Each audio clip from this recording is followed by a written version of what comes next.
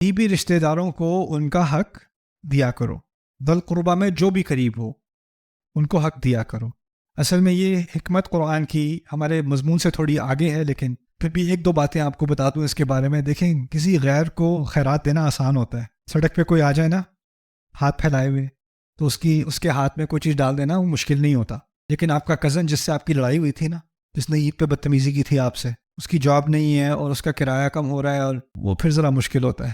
اور پھر اگر فیملیز میں ڈرامہ چل رہا ہو، ان سے ٹھیک ٹھاک لڑائی چل رہی ہو، اور آپ کو پتہ چلے کہ دشمن ہے اینمی کیمپ میں ابو کی فیملی کی سائڈ پہ، کسی کو مدد کی ضرورت ہے، تو ماں نے تو سخت ہدایت دی ہوئی نا کہ ان سے تم نے بات بھی نہیں کرنی. سمجھ میں آئی ہے؟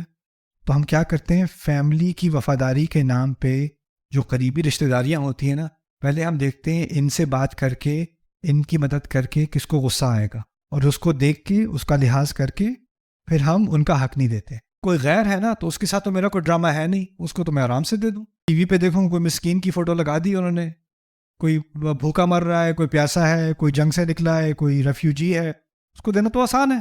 میرے چچا کو دینا مشکل ہے، میرے کزن کو دینا مشکل ہے، بھائی کو دینا مشکل ہے، کیونکہ بھائی سے تو میری لڑائیاں ہوتی رہتی ہیں. ٹھیک ہے نا؟